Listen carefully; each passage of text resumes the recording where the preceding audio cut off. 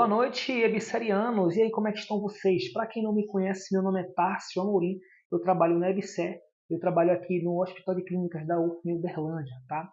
Hoje eu vou trazer para vocês aqui o que é que vai ter de especial na prova da EBSER no caderno de questões de português. Hoje vamos falar de língua portuguesa, o que é que mais cai na prova da EBSER, tá? Independente de banca, IBFC, a OACP, a FGV, tá? IDECAM também já fez prova da EBSER.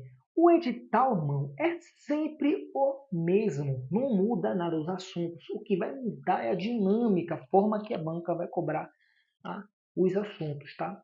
E eu vou trazer isso aqui para nós. E sem mais delongas, vamos nessa, que eu não gosto de enrolação. Então, galera, ó, se vocês olharem aqui, ó, este aqui é o assunto que vai cair na sua prova. Olha lá. Compreensão e interpretação de texto, tipologia textual e gênero textuais. Quais são os tipos de texto, gêneros textuais? Temos o texto narrativo, o descritivo, o dissertativo e o explicativo. Eles vão colocar o texto lá, irmão, e vai querer que você diga qual tipo de texto é aquele, mas vou explicar isso depois. Além desses dois assuntos que eu já citei, vamos ter ortografia oficial, acentuação gráfica, classe de palavras, crase, sintaxe de oração e do período, pontuação, concordância nominal e verbal, regência normal, nominal e verbal também, e significação das palavras, que é a tal da semântica, tá? Vamos nessa, vou explicar uma por uma e no final eu vou dizer a vocês quais desses assuntos que tem uma maior recorrência na prova da EBSER e qual desses assuntos aqui que é para você focar em cima, porque vai desabar na sua prova. E se você errar uma questão dessa, errou porque é isso, porque eu estou trazendo aqui a luz e eu quero que você venha aqui comentar, tá? Se eu fiz a prova e caiu realmente isso aí que você disse, falou? Vamos nessa. Então vamos nessa, ó. Compreensão e interpretação de texto. Esse tipo de assunto aí vai ter sempre na prova. Com a experiência que eu tenho de resolução de questões, essa compreensão e interpretação de texto são duas questões, tá? É sempre as primeiras questões da prova, né? Compreensão e interpretação. Às vezes tem três questões, né, relacionadas ao texto. E depois disso daí, né, relacionado ao texto, ele pode vir de lá, tipologia textual. Às vezes pergunta, eles colocam lá o texto e aqui que você diga que texto é. De antemão eu digo a vocês que a maioria das vezes, velho, quase 95% das vezes que eu vi texto é dissertativo. O terceiro é ortografia oficial. O que é ortografia? Tá? Não cai com muita recorrência, tá? Mas é a grafia das palavras. Eles vão colocar lá uma palavra que aqui você diga se a palavra está escrita da forma correta. Beleza? Coloca lá uma lista de 4 palavras na alternativa A e na B e na C, que aqui você diga quais daquelas palavras estão escritas da forma exata. Anota agora, ó, acentuação gráfica. Beleza? Existem regras de acentuação, tá? Paroxítona, proparoxítona, a regra das oxítonas, tá? E esse assunto não é um assunto grande, então você tem que estudar, porque cai, véio, cai com a recorrência moderada, tá? Não é muito alta, mas cai sempre. É um assunto fácil, você não pode perder, beleza? Classe de palavras. Então, classe de palavras entra um assunto que é o assunto que eu já vi, véio, assim, 96, 98, quase, rapaz, quase todas as provas da EBSER tem, velho. Classes gramaticais relacionadas a conjunções, tá? Você não vai ver falar de substantivo, de tipo, o verbo tá em todo lugar, mas conjunções, irmão. Tem que saber, velho. Então você tem que conhecer as conjunções. Se você for para a prova sem saber o que é conjunções, você vai passar mal. Outra coisa é o pronome relativo que desaba. Você tem que saber a diferença, você tem que saber diferenciar o pronome relativo que, tá, da conjunção integrante. O pronome relativo que dentro de oração, pô, ele pode ser substituído pelo qual, as quais, os quais, tipo assim. Aquela menina que veste a camisa do Palmeiras, ou seja, aquela menina qual veste a camisa do Palmeiras, então você consegue substituir o que pelo qual, então é um pronome relativo. Se você não conseguir substituir, é uma conjunção integrante. Crase. Qual o detalhe de crase? Crase tem situações que ela é facultativa, tem situações que crase é proibida, tem situações que a crase é obrigatória. Entendeu? E você tem que conhecer essas nuances da crase. E para você entender crase, é aí onde entra em sempre o assunto de regência verbal. Tem que conhecer a transitividade dos verbos. O verbo é transitivo direto, o verbo é transitivo direto e indireto, o verbo é transitivo e indireto. Quando você souber isso, você vai saber que não existe caso onde tem verbo transitivo direto, porque não tem preposição. Alô, família? Pelo amor de Deus, pega a visão. Crase, tá? Já pegando a deixa aqui, crase, então, regência verbal, regência nominal também, tá? E cai muito, beleza? Sintaxe da oração do período. Ele vai colocar uma oração lá, vai querer que você diga onde está o sujeito, tá? Ele vai querer que você diga onde está o adjunto adverbial, o adjunto adnominal, essas coisas aí. E os outros termos da oração, você conhece, sabe reconhecer os termos da oração? Você tem que conhecer. E não é difícil. Agora, a orientação que eu faço a vocês, se você tem dificuldade, irmão, comece do zero. Comece do zero. Classes gramaticais. Você sabe o que é um advérbio? Você sabe o que é uma preposição? Você sabe o que é um substantivo? Você sabe o que é um adjetivo? Você tem que saber. Porque essas classes gramaticais, dentro da sintaxe, elas assumem funções, tá? E aí, meu amigo, você tem que saber, tá? Então, para lá que vai. Vamos nessa aqui, ó. Sintaxe de oração do período, tá? Pontuação.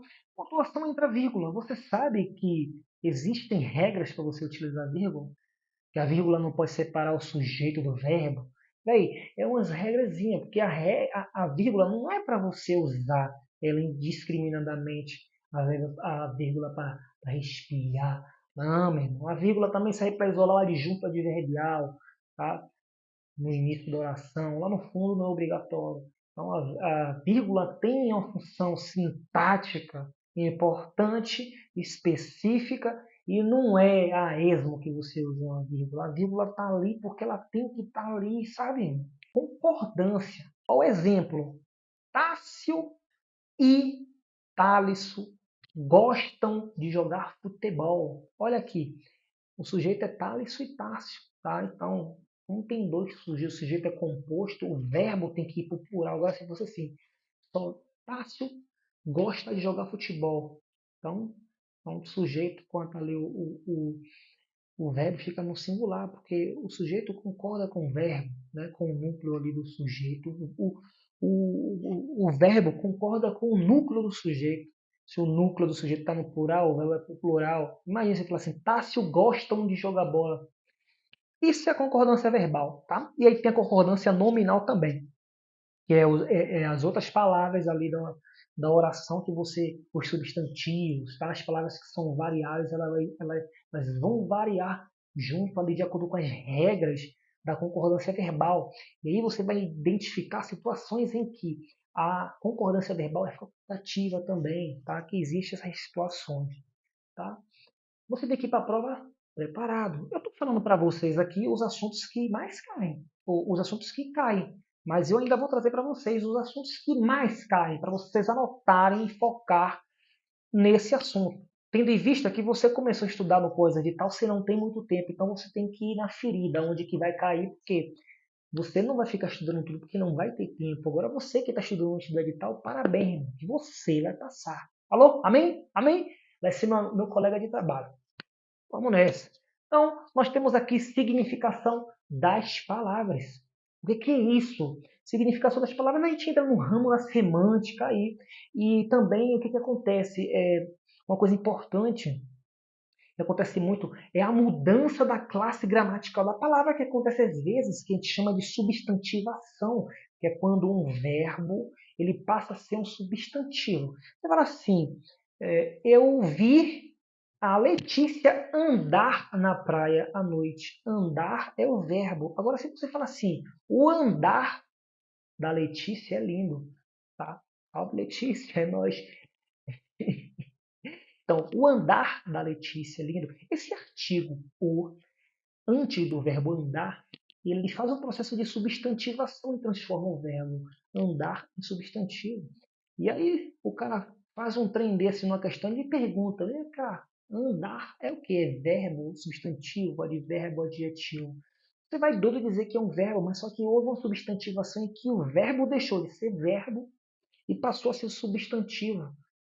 É essa loucura da língua portuguesa, família. Outra coisa que eu vou falar aqui que eu esqueci de falar é sobre colocação pronominal. Sim. Então, tem que conhecer os pronomes oblíquos, átomos e os oblíquos, tá? Porque na colocação pronominal são utilizados eles, os oblíquos.